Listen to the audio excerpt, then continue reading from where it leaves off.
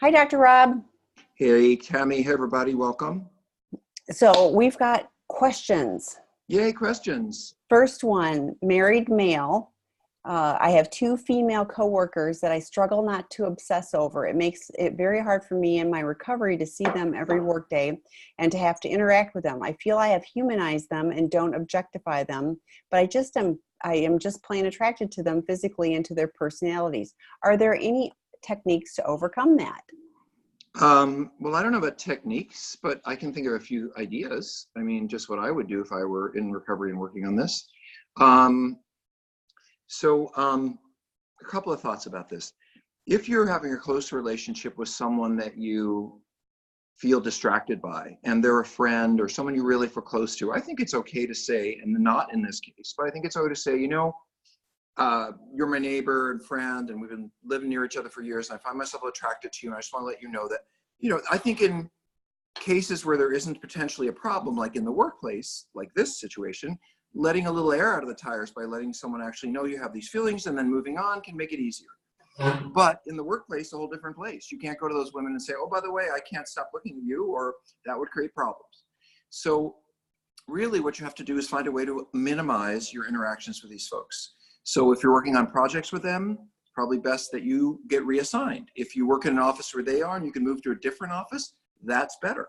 If you can make sure that they, meetings you have and all that are well attended with other people around and not just those people. I would never sit in a room with just those people. I would never have lunch just with those people. I would make sure it was all business, which meant that there were other people around whenever I was interacting with them. And I would probably interact with them always with the door open, so that, thoughts are just that. They're thoughts. And there's a saying in one of the S programs, it takes years for the lust of the mind to drain away. So in fact, I just wrote an article, Tammy, on sexual objectification and lusting. And what I said, when the article will be out next week on Psychology Today, was that it's very healthy to see people as attractive. It's very healthy to have those feelings. It's very normal to have those feelings. And for us, we tend to sexualize all of our feelings if you're a sex addict. So maybe you're attracted to them, but maybe work is stressful. Maybe that's an environment that puts some energy in that you need to get out by looking at these women. I don't know. Bottom line is, the real bottom line about all this, and I've worked with people in these situations before, some people have to leave their jobs. Some people have to go work somewhere else. Some people, their spouse is so upset by their constant interactions with this person that they just can't be there anymore. And I've actually had people, because of recovery, sell their business and move across town or across the country because having a stable life was more important to them than trying to struggle through the situation they were in and kind of white knuckle it. So I don't know what your situation is. These are general questions with general answers. Only you can decide. Oh, but here's the one thing I was going to say. It doesn't really matter what you think. It matters what you do. So even though the thoughts may be torturous and distracting to you, what matters is you don't stare at these people. You don't look at their butts. You don't look over your shoulder. You don't invite them out for dinner separately. You don't have, you just work. And in a sense, it might be a good experience for you to figure out what it's like to be around attractive people and not be able to act on it or do anything about it, because that's what healthy people do every single day. So it's really just a matter of, can you tolerate it in a healthy way, understand these are your feelings and they will pass, or do you need to put yourself in a different situation because it's not safe? And in either case, you've got to protect the situation by not going out with them alone and all those things that we talked about. Tammy, do you have anything else about that? If you've got intrusive thoughts, there are things you can do, and there's all kinds of, mindfulness things you can do, counting backwards from 100 by threes or something. I mean, like, there's stuff that takes you out of that moment. That's weird stuff, but like anything that realigns your thoughts. It doesn't let you just go down those, wavy lines of, that thinking may be helpful. So yeah, I mean, I would find some tricks to do that make me have to focus on something else. So. And by the way, just one more thing, if you can get to a 12-step meeting during lunch, if you can go online and go to one of our support groups or any support grouping if you can insert a little bit of recovery, if you can make sure you call somebody when you first have those feelings coming up and saying, here I am at work, anything you can do to connect is always going to be the best choice, as long as you're not connecting to the people you're lusting after. That would be a problem. Yeah, well, I was just mentioning the podcast series. I know lots of people that go connect with a podcast. Even if you're listening to 10 minutes of it, it's probably going to reframe your thinking for the moment. So, okay, next question. We've been married for 30 plus years, and there have been multiple discoveries, the biggest and best, in quotes, during the past year. My husband tells me that I now know everything, that there are no more secrets, but I still feel I only know because I asked the right questions or that he got caught out. How do I explain to him, make him understand that whilst he is now in recovery and doing really well, that's great, I need to hear him tell me the whole catalog of his betrayal so I can understand from him just what our life has been. So, Tam, I want to ask you, do you think this is someone who's been with the kind of professionals that we work with, or is this a blind Clearly person? not. Okay, Because, yeah. So why don't you answer and then I'll Well, come. So this to me feels like, if I was going, Rob, I need to know. I need you to tell me everything I need to know because I need to No. safety. Yeah, but and if you're telling me, but I told you everything, but the thing about working with a professional is they're going to help him make sure that it is everything, but in a framework that is safe for me to know, so that it isn't like I need to know all the gory details. No, I need to know what he's done, and in the time frames. Like if I thought, I think he said he was on that business trip, but I don't believe him, and I want to know. I was right, my gut was telling me that's important to know, but to know like every little sort of detail, he probably doesn't even remember. So, but to have it like, acted out, with X number of affair partners and it, unprotected sex, and it cost, I spent this much money, or I mean, those or time. Yeah, time and money, yes, and missed our kids' baseball game, whatever. Like that's the important stuff to know. So without doing it with a professional, that would concern me. And let me just add to that. We are trained, those of us who do this work, and Tammy can make recommendations to people anywhere in the country or around the world pretty much. If you want to write her, it's Tammy at seekingintegrity.com. TAMI.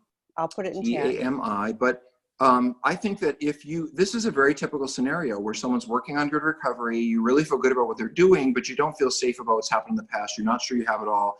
And we don't really know whether your spouse is in a place of, well, what she doesn't know won't hurt her now that I've moved on, or I'm just going to tell her the parts she needs to hear. You just don't know. So we do a process called disclosure, which is a very formalized process where the person who is addicted, male or female, comes in and goes through their whole history. They spend maybe 6 weeks in therapy working on this once a week or whatever, because a lot of times the people that I work with don't remember what they did 12 years ago on a Sunday, but when we go through their whole history, it starts to come out. And at the same time, we try to put spouses in a support group or place of support so that you can begin to have a place to tolerate and manage the painful things you're going to hear. We don't want anybody just walking in a room and hearing all this information and going home. So we put all of this together, and then we do a formal disclosure, and sometimes people even do a polygraph with that to ensure that there's truth if it's something that's been lacking for many, many years, because we believe the truth will set the relationship free. So just to say it, if you're looking for someone who does that kind of work, we can certainly direct you to someone. I agree with Tammy completely. I think you want to do this within a safe, therapeutic relationship. And honestly, as terrifying as this may sound to some couples, I believe and have seen the most powerful growth come out of this, because once someone really knows that's it, and they really believe that, there is almost a decision made. Do I go forward? Can I tolerate this? Am I going, and once that decision is made, if it's a one that is like, I can do this, I can go forward, this was hard, but he's working on it or she's working on it. That is also a gift to your partner, because then they get to say, oh my God, this person knows everything about me and they still want to stay with me. My God, do they see something in me that I don't? Because I've done all these awful things to them and they're still here. And I don't think that means there's something wrong with them. I think that must mean they see something in me that I don't even see. And so it's a gift to both of you if you get everything on the table and move on. And we suggest doing it with a professional. So the next question, I heard you say before that people are attracted to other people at the same emotional level. Can you explain this further? I can. So this is very basic sort of psychological theory and practice, which is, we believe in my field, and research backs this up, that the way we learn to relate to people, and most of all to depend on them and interact with them on a very emotional level, that is stuff that is evolved before age 4, basically. And so if you had for example, I'll use myself as an example. I had a very chaotic relationship with a very disturbed parent. So instead of learning consistency and nurturing, and when my needs were being called out, they would be met, I learned a lot of chaos and confusion and how to tolerate some really difficult circumstances. And I also learned how to support a broken woman at about 4. So as you can imagine, I'm very, well, you may not be able to imagine, but I understand that I'm very vulnerable in my adult life to women who ask a lot of me, who are very self-focused and not thinking about me. And I've been harmed in my life by women like that because I don't have a filter for, does that woman really like me or is she trying to use me? Because that's what I grew up with. So it's really about what are the familiar patterns and interactions and ways of experiencing each other that feel the most familiar to me. And that's who we often seek out for a partner. So if our earliest and most meaningful and consistent experiences of getting our needs met and interaction were whatever they were, chaotic or neglectful or confusing, or that's probably the kind of relationship we're going to seek out. And so our growth in part depends on us not necessarily picking the perfect person, because you won't find that person. And they probably won't be interested in you because perfect people want other perfect people. And I assume if you're here, you've got issues. So welcome to the pack. But I also strongly believe that if you have emotional issues from childhood or wherever, and you pick someone else who has emotional issues from childhood, that the two of you together are more likely to grow and heal than either of you would be single. And I believe, and so I wrote a book about this called Prodependence, about the positive nature of what happens when two people who are vulnerable lean into each other. And the last chapter of the book is called Why 2s Don't Marry 7s. And it's really not about, how hot you are physically. It's about emotionally. If you're a 2 or a 3, which means you're kind of self-focused and narcissistic and kind of broken and difficult, and you have issues, kind of like me. I may make it to 4 or 5. I'm never going to be an 8. It's best for me I will probably feel most comfortable with somebody who's got similar interactive styles, but I don't want me or them to be an addiction. I don't want me or them to be mentally unhealthy. So even though I already know that I'm kind of primed to pick someone who's got similar issues to me on some level, I can make sure, one thing I can make sure of, I can't determine my attraction. And probably I will be attracted to someone with a few issues, because that's kind of the Velcro nature of how we are with our histories. But what I can make sure, are they in recovery? Are they in therapy? If they had drinking problem, have they gotten past that? And most of all, and I think this is the most important thing about relationships for me, absolutely, can they be accountable for their part? Because being in a relationship with a broken person where every problem that comes up is your fault is a sick and a problematic relationship. And that would be like being in a relationship with an active addict, where they just say, oh, you did it, or whatever. But if you marry or engage with someone who has issues, and you're going to, but they've started to work on them and they have awareness, and they can say, oh, I'm really sorry that happened, but this is my part, what I did, you're golden, because then you have an avenue for a free ride toward healing. And by the way, 2s don't marry 9s, because 9s, well, and I've worked with lots of women who say this, men too. If you're a 2, a 9 is really boring.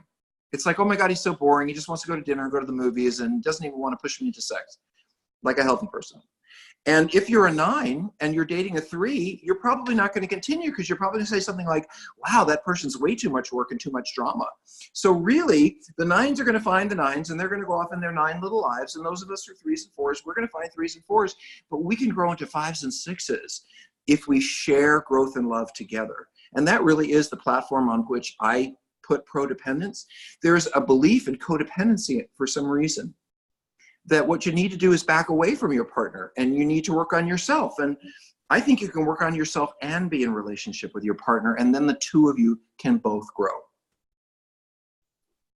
Okay, next. Was that a good answer? I love that. It was great. I love answer. that whole topic anyway. So yeah, and I've actually shared that with other people. I always say Dr. Rob has talked about. So you can take credit. I don't care. No. It is. It's totally yours. But it makes perfect sense to me, and I totally get it'd be boring or too chaotic. So right. But I love that. Like if we're 3s and 4s, that we can find someone and we can grow to be 5s and 6s. Great. That would. And then you know what happens, Tammy? What? We might get from 4 to 6, but our kids could be 9s. Oh.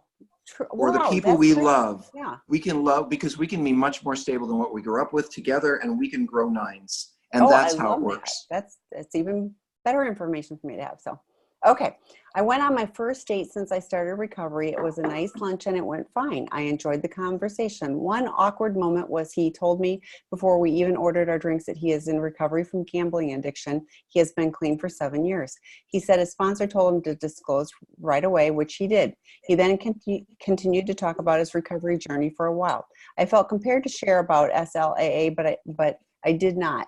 It felt a bit much for the first date. What do you think about this? Also, are people in recovery mysteriously attracted to each other? Well, yes. I don't know if it's people in recovery, but people who have similar issues are often attracted to each other. And so addicts or people who grow up in similar environments are. But I agree with you. And think about this. I I think he's even being a little advanced, but since he said his sponsor told him to, he's just doing a good job.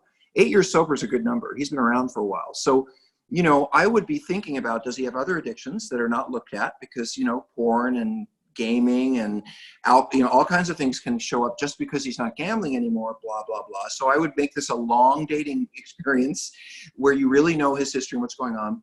But in addition to that, while I can understand saying I have a gambling problem, or even I have had an alcohol problem in the past, I wouldn't say I've had a sexual problem on the first date. I just wouldn't. It's too personal, and you're absolutely right. I think as you develop, I think you can say something like, oh, I'm familiar with 12-step programs. I've been to some meetings in the past for different things. And if he says, what about, you say, let's get to know each other better. We'll talk about that. You can just leave it there. I think developing intimacy is almost like, you drop a little bit, they drop a little bit, then you see how it works. Then you drop a little more, they drop. But sometimes we rush in, and I'm glad you didn't. And I really appreciate. So I think you're on the right path with this person so far. I love, by the way, the fact that you didn't note this. Date was a lunch and only lasted an hour. I love that. And now what I would say to anybody who had that experience is, do you feel like you want to see them again? Did you enjoy your time? Did they turn you on, whatever. Did you enjoy your time? Did you think that was fun? Would you like to have fun with that person again? And maybe you found them a little bit attractive. That's all it takes for the next date, which, by the way, should be a nice walk outside, just to clarify. So is that helpful, Tammy? Did I get that one? I love that. That was super helpful. And I think you hit all the right points with it. And okay. yeah, and gambling and alcoholism is very different And than sex gaming. addiction.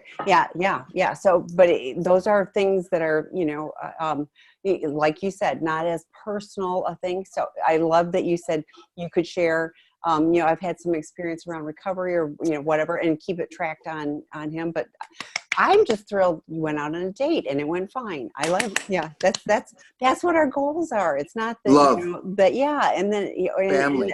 and attachment and learning healthy relationships. I mean, that's fabulous. We don't, we hate hearing, oh, I'm in recovery. I haven't had sex or dated anybody in 10 years. That's I'm glad you said that, Tammy, because I might as well say that comes up a lot. And I have had people so afraid they're going to slip or not do it perfectly or upset their partner that they just stop having sex, or they stop, or single people stop going, and that's not really the answer. I have been to 12-step meetings where I've walked in and someone says, oh, I have 9-10 year sobriety. I'm always interested when someone has a really long-term sexual sobriety, because we tend to get 3 years and have a slip, 4 years and have a slip. It's just the nature of this particular disorder. Some people get more time than others, but it's not like AA where you just stop and that's it. It's a lot more work in a lot of different ways. But in any case, most often when I walk into a 12-step meeting and someone with sexual recovery says, I have 10 years or more, inevitably when I say, what has that been like for you? What do you attribute that to? And they said, oh, it's been not that bad. I haven't had sex in 10 years. And that's not recovery to me. I would rather somebody ended up with a prostitute than left sex for 10 years. Not that I'm wishing, acting out on any of you, but I think the goal for us is to align into community and family and pair bonds and love and sexuality. That's the goal, not to avoid it altogether. That's just going from one side of the problem to the other. But you had a lunch date, and if there's a date number 2 or a different date with somebody, we'll be anxious to know. Let us know. Yeah. Okay. Dr. Rob, can you provide a brief commentary on the topic of arousal template? Well, I know what the word means. It's a term. Arousal template is a term that is used by therapists to describe, and sexologists to describe the map of your sexuality. Some people call it a love map. So if I'm turned on by men, if I'm turned on by women, if I'm turned on by leather or lace or Kleenex or whatever it is, or I like to have this kind of sex, all of that is my arousal template. What turns me on, what I find attractive, what gets me going, and it will be different for every person. And then even within my arousal template, what really, really gets me going and what's just like, oh, that's attractive. And then within that, part of the work is what parts of my arousal template can keep in my recovery, and what parts, like maybe having sex with strangers, even though it's a lot of fun and exciting, I might need to give that up because it's not good for my recovery. And so, but basically, let me say something about arousal templates. Recovery from sexual addiction or intimacy disorders, these kinds of issues, is not going to make you straight if you're gay. It's not going to take away your interest in transgender. It's not going to take away your interest in kink or fetishes. Those things are your arousal template, the things that turn you on. And they really are pretty fixed and unchanging by about adolescence. So whatever you're into by 18 is pretty much what you're going to be into, but how you play it out, whether you are into attractive women and you're seeing them 5 nights a week online for sex, or you're dating attractive women, I mean, how you play it out, that's up to you, and that will spell recovery or a lack of. Tammy, do you have any? Now, you've listened to a lot of therapists talk about arousal templates. I have, yes, and I know you have. Yes, and there's all kinds of technical things. I think you did a great job of explaining it in a very easy to understand manner, and I appreciate it. So, okay, because you can get really technical on stuff. Okay. Yeah, we can. All right, this is from a female who was on your In the Room. So for those of you that don't know, and I'll put it in the chat as well, but Dr. Rob is on In the Rooms each Friday evening, like he is with this, only that's a group where you can ask questions and see each other. So it's a little bit more like our drop-in groups. However, this female said, I had asked a question to you in the rooms last week about a counter transference with a peer specialist man I am attracted to. I know who this is. Okay. After your advice, I fired him and thought I understood your advice to allow for a social contact outside of professional peer relationship. Well, we ended up hanging out too much and kissing. So I gave him a book about relationship addiction from PM Melody and to check with my SLAA sponsor, who encouraged me to go text him and tell him I need to take care of myself by cutting out texting as well.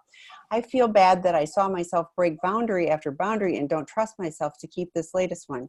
He lives really close and we get along outside of physical too, but I don't want to feel like his savior mommy, seeing as he just got out of an abusive relationship with a mentally abusive girl. Any more advice? Well, my advice would be for him, which is if you have a history of attracting and getting involved with troubled women, don't be a peer counselor for troubled women. So I don't think you should feel bad about any of this. And I don't know how to help you not feel bad about things, but I want you to understand what's happened here.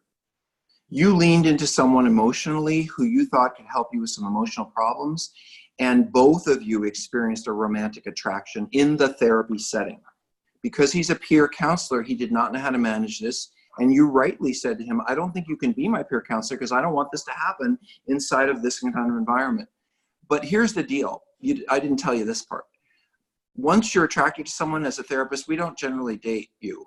I mean, in fact, we have a 2-year window legally. If I have ever seen you professionally and I have a personal interest in you, even as a friend or someone to take my kids to school on Thursday, I have to wait 2 years before I might in any way enter your personal life. And really, it's best if I never do. So what you did is you went from a relationship where you were depending on this man, relying on this man. He was helping you and also exchanging this romantic exchange. And then you made a decision, the right one, which is to move out of the therapy relationship. But I'm not sure you did a whole lot of dating. So if I were going to fault you on anything, I would say, if you were attracted to this person, well, how about a date? And dates don't involve smooching. Dates involve sitting with someone having lunch. And then maybe you could have gone to a movie and held hands. So if you broke boundary after boundary, I would suggest to you that there may nothing be wrong with your romantic attraction to him, and there may be nothing wrong with his romantic attraction to you. But there is a challenge when you are feeling attracted with keeping boundaries that you know you should keep. A date is 2 people going to an ugly, brightly lit coffee shop for an hour in separate cars for us. And if you're smooching and making out with somebody who was a therapist of yours 3 weeks ago, it absolutely is his responsibility as a paraprofessional to not do that. So the bad stuff, in other words, the playing out of the sexual and the romantic, that's on him. Because it was his job, whether he was your peer counselor or not, to say, and he should have known to say this, I can't see you, I can't date you, I'm so sorry. You know, that's on him. So you should have never had to make a decision about whether you want to be involved with him, because he never should have made himself available. If I volunteer for peer counseling, there are rules. And I bet you, let me say one more thing. So Tammy, you weren't on the conversation with this person last week and the week before, but I was. And I can tell you that she's not fully telling the truth, because when I answered her, she said, what should I do in this situation? I said repeatedly, go to whoever is this person's manager, the person who has a license, the person who is responsible for the program, and talk to them about your feelings, find another therapist, and explain what happened. I don't remember saying anything about it going out and meeting him and dating him and kissing him. I don't remember that part. I think that came from you. So, and if you were interested in that, that might have been a very interesting topic to bring back in a week or two to say, I might be interested in dating. So one more thing. What I hear was an addict move, which is like this. And I totally relate to this. Oh, I'm not going to see him as a therapist anymore. So now I can have sex with him and really fool around with him. No, if you're not going to see him as a therapist anymore, that means you never see him again. And you find someone else for therapy and you go out to date. And maybe in a year or two, if you run into him, you might have coffee. So the situation is set up badly for you because you don't need a peer counselor, you need a therapist. And if you get a peer counselor, you need a woman because of your issues. And I think this one is kind of, you're gonna have to leave this one alone because there's no good is gonna happen here at this point.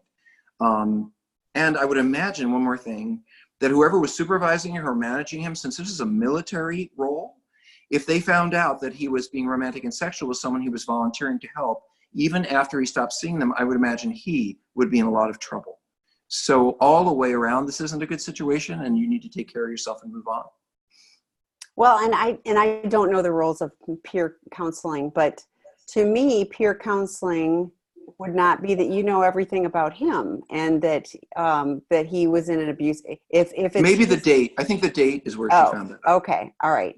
Oh, and that could be because I was just thinking that to me would be another boundary if he's talking about his stuff with the counseling. It like that to me feels like crossing a line. But Tammy, you're absolutely right, because even if I just step out of this role as a therapist, you're still going to see me that way. You're still going to feel like I'm someone who's going to take care of you and be there for you. And it's not like just because you say, okay, we're not doing that anymore, all the feelings go away. That's like saying we're going to get a divorce and we won't think anything about each other again. It just doesn't work that way. So I think there's a bit of your addict in here. I think there's a big bit of unconscious behavior here on his part. And most of all, I'm concerned about the lack of boundaries within this program if you guys are ending up doing what you did, which is not good for anybody. And all you did was have coffee. Yeah, and I'm 100% with you, though, female support, not a male. I told her, preferably older, unattractive to her, female. There you go. Okay. Next question. I am in a relationship with a sex addict and have been for 5 years. He disclosed when we began dating and I chose to move forward and eventually compartmentalized that knowledge, ignoring it. His behavior is accelerated and I can no longer proceed like that. We have so many amazing elements to our relationship and this is devastating time has us both attending 12-step meetings and looking for our own therapist. Are we best starting our own therapy before also going to couples therapy? Great question. So Tammy, what can you describe to me? What would you say is, sorry, it's getting darker, the primary issue here? It appears because like I hear that he's a sex addict. I don't hear that he's a sex addict in recovery, although I do hear that you're both going to 12-step meetings. I'm just not sure the time frame of that, but clearly his behavior has accelerated as she indicated. So he's apparently now at the point where he's doing something about it, albeit maybe. Albeit it sounds like just 12-step meetings and now looking for a therapist. So, but with that kind of history, I'm like, oof, maybe more is needed. So if it were me, I think, because like you said, this is complicated. There's a history, there's stuff. Let me go back to the beginning though.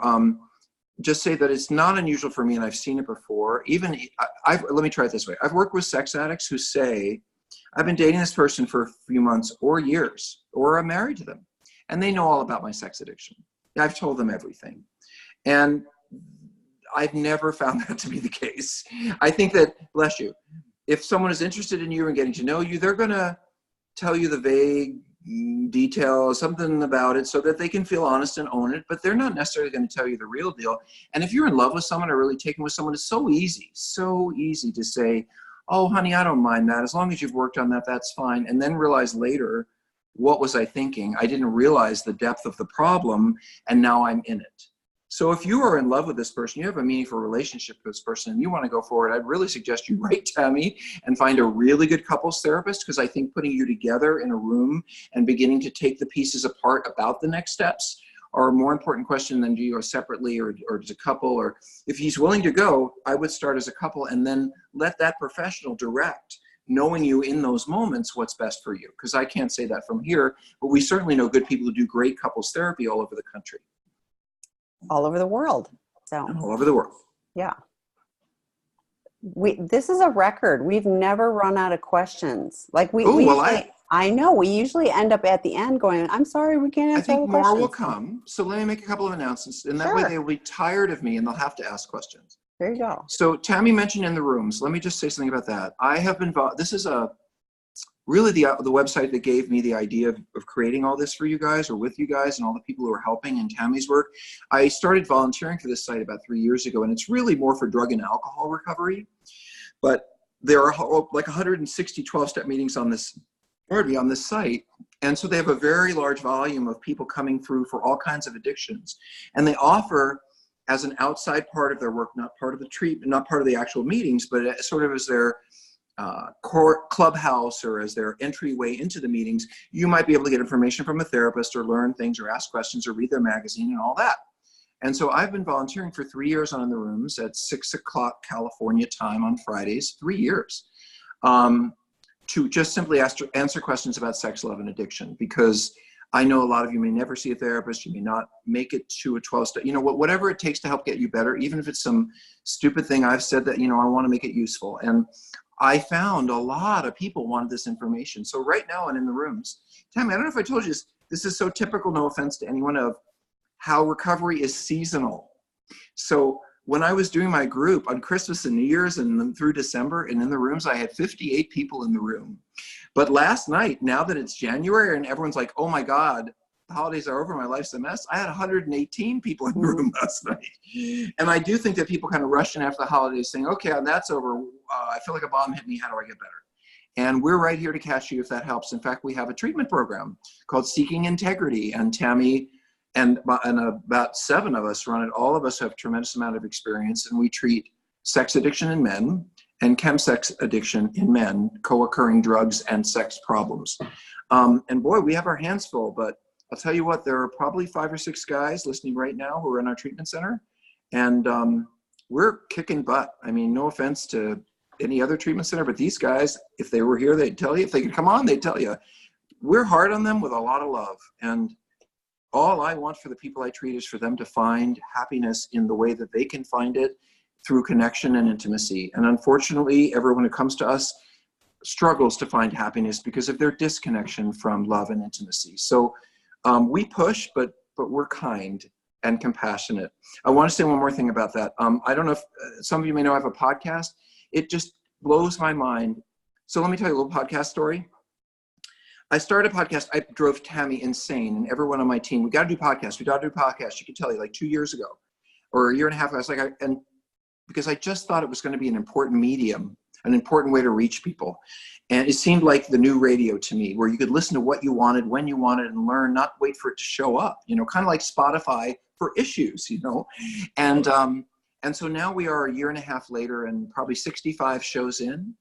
And we have, what I didn't realize was not only would have a really popular podcast in the United States called Sex, Love, and Addiction. If you don't mind throwing it in the chat, Tammy, that'd be great. I did. Thank you. The other issue is that what I didn't realize is that podcasts aren't just in the US. When you put out a podcast, it goes to Colombia and it goes to Hong Kong and it goes to Malaysia, and it goes, Oh, yeah. we get notes from all over the world. So I heard your podcast, blah, blah, blah. That had never occurred to me. So it's a great medium. I have had some, I think, of the best experts in the world on intimacy, relationships, trauma, addiction, and relationship healing and thriving. And that's all we do is talk to each other for hours and hours and hours. And I hope you join us because it's a kick butt. We kick a lot of butt. We kick butt with people. We kick butt with podcasts. We even kick butt right here. So let's go to work. You got more questions? Well, to tag on to the podcast, I have truly had people who have said, if I'm thinking about relapsing, I just listened to a podcast. And I was like, great. However you want to use it, however it works, great. Whatever it takes. Yeah, but yeah, I find them fascinating. And Dr. David Fawcett, who has a similar series for gay, bisexual, and transgender men as well. And I put the link so you can find them in all the different Spotify, Stitcher, whatever, Apple, iTunes, whatever. You can find it on that link that I added. You mentioned the treatment center. I love hearing the guys say that it was life-changing for them.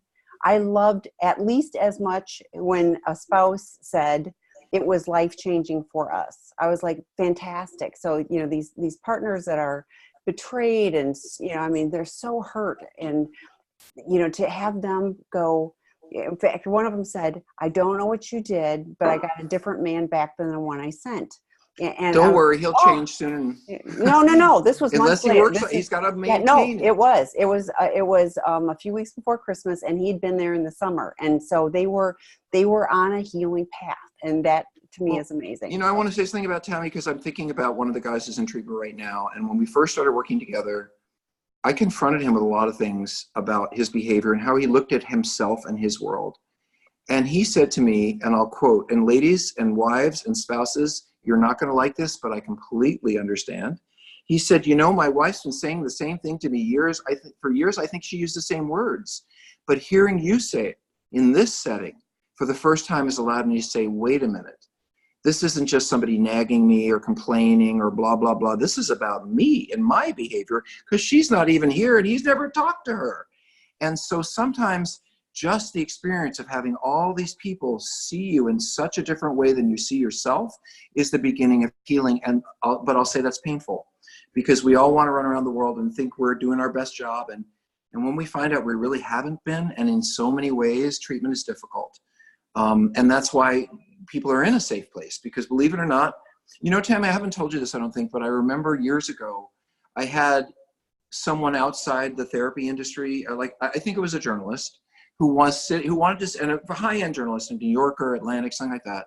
And she wanted to sit in on a group. She wanted to understand what the work was about. She wasn't going to quote anybody and she left that group, not a therapist, right? A journalist. And she turned to me, she said, I didn't know men cried like that. I didn't know men cried at all. I didn't know a guy could lose it and have to get in touch with himself like that. I thought that was something only women did. And the reason we have this men's environment in some ways is to push the men we work with to connect through their emotions. Because if I'm a sex addict, I'd rather connect through seduction and charm and feeling powerful. But that doesn't work in the house when our guys are working with each other. They have to show up and suit up and be real and be honest with each other, not just us. And gosh, the guys are harder on each other calling themselves out than I am, and as they should be, because in the work that we do, it's one for all and all for one. There's nobody who gets left behind. That doesn't work that way unless they decide to drop out. But I love what you're talking about. That's accountability and responsibility, taking responsibility for myself, but also as part of the group. So I'll tell you something about treatment. I've had many wives. Tammy said, what'd you say? You brought me back a different person? I got a different man back than the one I sent. And I was sometimes I hear things like, you taught my husband how to be a husband.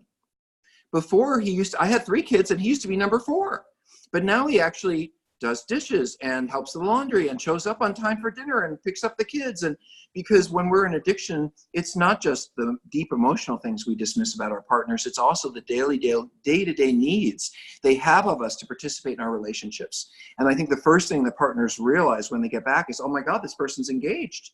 And that's because they've had to live within a healthy family in the house where we're working. They have to be accountable to each other. That's how they get along. You don't get along in the house unless you get along with other people, and you have to do your part. So everybody doing their part is how the healing happens. And then they go home and they're used to doing some part. And it suddenly becomes clear to them what their part in their marriage has been, or their part in their parenting has been, that they have not been showing up for. Treatment's a beautiful thing. I love being part of it. I'm grateful. Well, you and the team do a great job. So, okay, we've got more questions. They arrived. I told you. So to continue the discussion, can we be duped into falling for someone we thought was our emotional level due to them taking on a persona to attract us, or is it an emotional level at a subconscious level? I think it's both. I think that we fall, well, first of all, I think love is not conscious. It's really, when you look at the research, we fall in love on so many levels that we have no clue about. There are smells involved. Simple things like if you put a group of men together with a woman is ovulating and a woman is ovulating and they're twins, and you ask which one is more attractive, they're going to pick the woman who's ovulating. How the heck do they know that? So, there's all kinds of, I learned being a sexologist, 3 years of a PhD, that there are a lot of unconscious things that happen that drive us toward connection. It can be the way someone looks up. It can be the way they laugh. It can be the way they react. There's so many different pieces. But out of that, if you're going to be attracted, there's going to be something familiar and comfortable about them.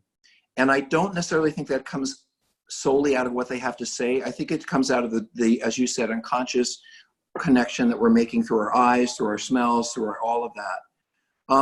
And do partners sometimes sell us a bill of goods that we never would have entered a relationship had we known about? Absolutely. And this is part of the dilemma I think for spouses, because there's a term for what happens when you love someone and hate them at the same time.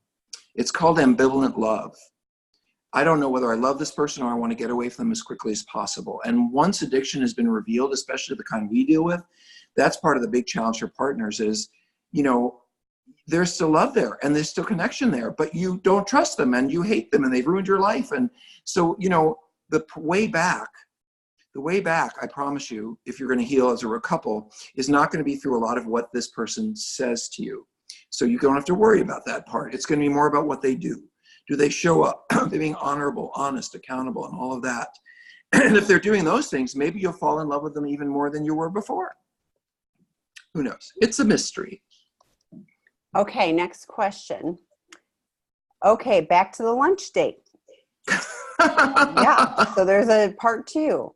Okay, let me just say this. This woman is a veteran. I know that. And she went to the VA for support. So I'm going to give her as much free support as we can give her. So I will respond to this. Go ahead. So back to the lunch date, he leaned in directly towards my face after the lunch in the parking lot. I was not interested in kissing him. So this is, I don't know if this is the same person. This is not the in the room person. Oh, okay. Okay. So he leaned in directly towards my face after lunch in the parking lot. I was not interested in kissing him in the parking lot or at all. I just leaned to the side for a cheek peck. Not the same person. Do I need to say something or just keep bobbing and weaving? We're going to dinner on Thursday. I'll do the walk for the third date. So this is I had lunch and he's a gambler. Yeah, I mean, I think kissing's a really nice thing. And by the third date, I might want to have a little smooch to see how it goes. I have heard people say they couldn't be together because they couldn't stand the way someone kissed. And believe it or not, I think that's part of that taste, biological smell. So I think part of, you're not just becoming friends, you are dating. And a smooch might be a nice thing in a public place, outside, walking into a house or a restaurant or out of, not in a car, not a private place. So it's about boundaries. Can I begin to explore a little bit of holding hands and kissing, if that's how I feel, and that's coming without keeping the boundaries of, but I'm not going to dive into, come on over to my house, babe, or let's do this in the car. So I think that's a great. And so actually the parking lot might just be perfect. So. For a smooch. That's smooch. it. Yeah. And I hear the different smooch. It's not the prolonged. Gosh, if every parking lot in America lit up with as many people as smooched in parking lots, we'd be very brightly lit. I found out 4 months ago that my partner of 6 years had been cheating on me for a year. The first year of our marriage, he admitted that he was a sex addict and had been paying women for sex. We decided to separate, and we've been in separate countries for 2.5 months. He's just begun therapy where he is. I have gone to individual therapy as well. We will soon begin remote therapy via Skype with a marriage counselor. Is it inadvisable for us to attempt rebuilding the relationship while in separate countries? I think that it's, I wanted to say something about this. Let me look back. Okay, so I know what I wanted to say. First of all, let me just say this, and Tammy, you might need to remind me of the question itself, because I just want to say something about separations in couples. When betrayal happens in coupleships, it's not unusual for a couple that's been together a year, 2 years, 3 years to break up. It often happens because this issue is really pretty overwhelming in the way that it plays out. And it's not unusual for a spouse, male or female, to say, you know, I'm only 3 years in, I'm young enough, I could move on, I could have kids, I might be with a healthier person, maybe this isn't the best choice. And it's not unusual at all for couples in early marriage and relationship for 6, 8 years, especially if they don't have kids, to not continue. On the other side of it, when you've been together 15 or 20 years, it's pretty typical for couples to want to fight to stay together because they have so much underneath them that they have created, that there's a lot more going on than the infidelity that they would like to preserve or see hope for preserving. So you're in the first box, right? You're in a new relationship. It's just a year or so long. You don't know, and now you're separated. There's nothing wrong with exploring whether you can have an honest, intimate, meaningful relationship again or ever. But you're going to have to spend the time letting him know how hurt you are, how angry you are, what that meant to you, how it felt for you. And you're not, and you're gonna have to look at whether you can ever be safe again with this person, because that's important. And then I would really want to know how much work he's really doing, and where is he doing it, and how is he doing it. And so that you have, because I want to say this to all you spouses, it is not okay for somebody to say to you, oh, I'm going to some meetings, I'm working on recovery. I would say, there's the door. While I don't get to hear about what you're saying in meetings to other people or what other people are saying to you, I may not get to be a fly on the wall in your therapy. I want to know, you're going to this meeting Mondays, this meeting Tuesdays, you're going to therapy on Wednesday afternoons, Friday you pick up the kids. One of the things that really stabilizes relationships when someone's been lying is a lot of easily identified, consistent structure. So you can always find that person, and they're not out doing something that worries you, and it calms the whole thing down. So I wish you guys luck. I think starting counseling in any way is better than not. And if there's love there, you might be a couple of 3s that end up being 7s. I don't know. Time will tell. But the only thing you can't do online, you can have therapy, but I don't think you can see how much progress or lack of progress he's really made until you're spending time together in real time. Yeah, and I agree. I think it would be difficult because there would be so many gaps in time. The proximity, you would see what they're doing. If you spend an hour every day, what are they doing the other 23 hours? Right. It's kind of unknown. So I think that's challenging. I'm a little unclear because it says my partner of 6 years had been cheating on me for a year, the first year of our marriage. And I'm not sure I'm not sure if that means we've been together 6 years. We've only gotten married a year ago. So it was. I think it means we've been married. I think it means that that they've been together. They've been married 6 years. They've been married a period of time. We don't know what period of time. They've been together for 6 years. Right. And in the first year of their marriage, which could have happened a year ago, could have happened 4 years ago, whatever. Exactly. That's what I'm not sure.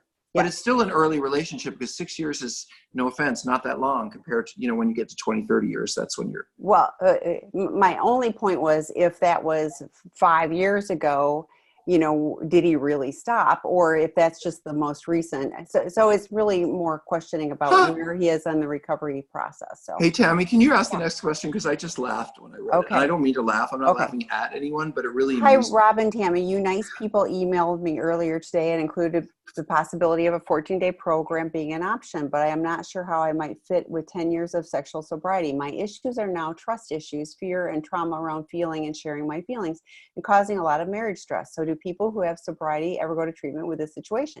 Yes. The reason I emailed you, and yes, because I talked about. Okay, wait, Tammy, you already talked to this person. It's my turn to talk to right, them. I'll be quiet. If you hadn't, I wouldn't, but since, he asked, you know, the more awareness you have, the more growth you have, the more foundation you have underneath you before you go to treatment, the better you're going to do. I would, you know, I take plenty of people in treatment who've found 3 months of recovery and they're floundering and they come to treatment. Listen, we will set them straight. But some of the most meaningful experiences are with people who really, really understand what they want, have had time under their belt, but they can't get there. Because what the work is about, it's not just about avoiding the compulsive or problematic behavior. That's the symptom. The real issue is problems of intimacy and connection and relationship and trust and sex. And I can tell you that all of that comes up in treatment, because whether someone's been sober 1 day or 10 years, as you said, these are our issues. And we are all men working together in relationships with each other and other people with these issues. And the issues really aren't, how do I say this? The issues almost when we don't have a time. I mean, yes, if you're acting out last week, your issue in front of you is going to be shame and embarrassment. I have to tell somebody. But if you have long periods of sobriety, the issues that underlie it, you've just stopped the symptom. But what's underlying it is still there. And really in treatment, I would like to think that's what we're really doing, is not just teaching about stopping the behavior or what is addiction or how to stay sober. I mean, that's pretty much any basic program could do that. We're trying to get underneath and see what is driving this and what is leaving you feeling so lonely and desperate. So you would probably have more of an advantage than some of the other guys, because if you're new, you know, we're dealing with relapse prevention and how do you get through the day and what do I do with my wife just found out. But if you've been around for a while, we have so much opportunity to go deeper. Tammy, you're rocking autistically. I know, because I'm You have to stop that. Okay, I'm sorry. Thank you. I'm just nodding my head. I'm nodding my head. Oh, okay. Agreeing. Oh, okay. Okay. Do you want to add to that? Well, no, that I just was, saw you doing this. I was like, oh my gosh, no, she's no. praying, I'm or I don't know, totally when she just go to the in bathroom. agreement. No, totally in agreement. It was like, and that was my point. It's like, I tell people all the time that, you know, the acting out is just symptoms. And I hear all the time, you know, people switching. So not to this particular question, but, you know, I had somebody today that he stopped acting out sexually, a few months ago, but he's drinking every day. Well, I was like, he's just shifted that. And that's what we don't want. We want to help people get to those underlying issues that you're talking about.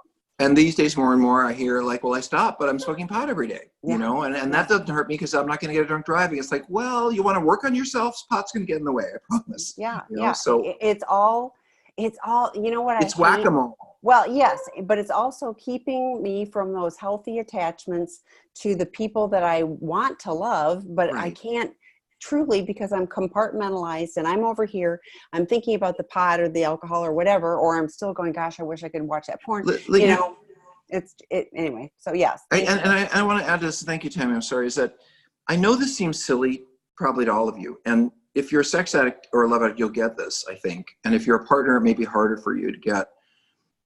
I had to learn how to love. I knew the feeling was there. I know what it feels like to have love, but to actually see love in action and to create intimacy, not just, I mean, I had to learn those things because I didn't learn it growing up. And actually, I probably learned to pretty much run away from it because intimacy and all kinds of things like that were so scary for me growing up. But now I realize I have deficits in my learning that I need to go back and recapture. It isn't just the acting out. It's how do I feel heard? How do I get my needs met? How do I find out what my needs are? How do I make sure that, you know, it's just so many things. So no, I mean, certainly go wherever you go, do a workshop, go to get help wherever you get it. It's all good. We're helpful. Everybody's helpful, but a really good program. And there are a couple, we're one of them.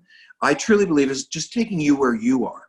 So if you're a newcomer, great. You're going to be adding to the mix as a newcomer. And we got newcomers in treatment right now, and they're kind of more of a mess than the others. And that's great for everybody to learn from. And then we got other people who've really been doing well for a while, but they can't quite get their marriage to work, or they can't quite start dating, and they're there working on the same issues, just at a different point. Okay. Last question. Uh-oh. Well, I don't know the answer to this at all. So is there a book to learn love in action, and what does it look like from A to Z? I was like, can you just read a book and then now you know how to love? Well, that would be, I mean, you know, the easy answer is there are probably 100,000 books on love, from starting with the Bible all the way through, that tell you how to love and what love is and what works and what doesn't. And I honestly think it's more of an individual thing, because what works in one relationship doesn't work with others. And I got to tell you, and this is one of the things we focus on in treatment.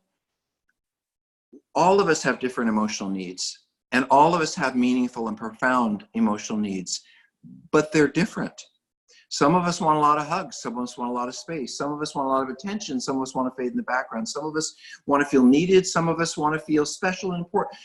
We all have different needs. And part of growing a relationship and also developing as a person is figuring out what needs you have. What does that really mean? And how can you get them met in healthy ways? And all kinds of relationships are required for that. Not just marriages, not just romance, but all kinds of relationships. So love in action. So I'll tell you love in action is my answer from a 12-step perspective.